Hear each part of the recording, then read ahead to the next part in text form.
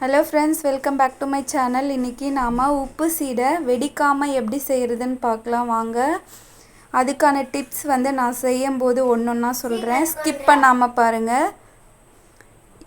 நம்ம சேனலை சப்ஸ்கிரைப் பண்ணலன்னா சப்ஸ்கிரைப் பண்ணி வச்சுக்கோங்க. நான் உப்பு சீடை செய்கிறதுக்கு ஒரு அரை கப் மாவு எடுத்து வச்சுருக்கேன், பச்சரிசி மாவு. அது கூடவே 1/2 டீஸ்பூன் உளுத்தம்பருப்பு வறுத்து அரைச்சது, இதையும் சேர்த்துக்கலாம். கொஞ்சமாக சால்ட்டு சேர்த்துக்கலாம். எள்ளு ஒரு 1/4 டீஸ்பூன் சேர்த்துக்கலாம். பெருங்காயத்தூள் கொஞ்சமாக சேர்த்துக்கலாம். அது கூடயே 1/4 டீஸ்பூன் பட்டர் சேர்த்துக்கலாம். துருவின தேங்காய் 2 டீஸ்பூன் சேர்த்துக்கலாம். இப்போது இதில் தண்ணி ஊற்றி நல்லா பசைஞ்சிக்கலாம். இந்த அளவுக்கு மாவை பசைஞ்சு எடுத்துக்கோங்க.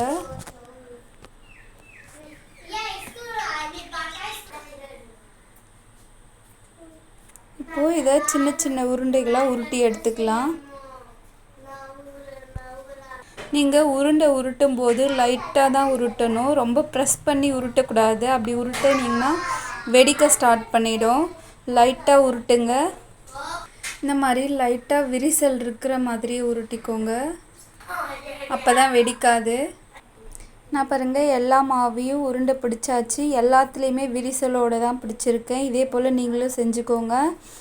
இப்போது ரெண்டாவது டிப் பார்த்தீங்கன்னா, வெடிக்காமல் இருக்கிறதுக்கு இதில் டூத் பிக் இருந்தால் ஹோல்ஸ் போட்டுக்கோங்க எல்லாத்துலேயுமே. நான் ஃபோக்கில் வச்சு தான் போட போகிறேன்.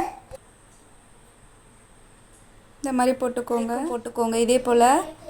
இங்கே பாருங்கள், நான் ஒரு உருண்டை விடாமல் எல்லாத்துலேயுமே ஹோல்ஸ் போட்டிருக்கேன். இப்போது மூணாவது டிப் பார்த்திங்கன்னா, வெடிக்காமல் இருக்கிறதுக்கு இது ஒரு 15 மினிட்ஸ் ஃபேன் காற்றுல வச்சு காய வச்சு எடுத்துக்கலாம்.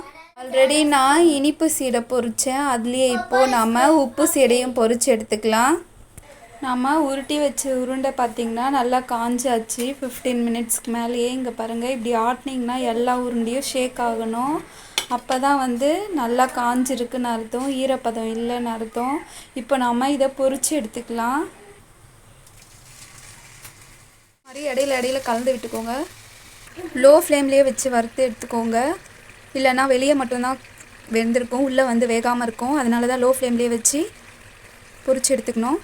இப்போ பபிள்ஸ் பார்த்திங்கன்னா ஓரளவுக்கு குறைஞ்சிருக்கு. இந்த ஸ்டேஜில் நம்ம எடுத்துக்கலாம். இந்த மாதிரி லைட்டாக கலர் சேஞ்ச் ஆகிருக்கணும்.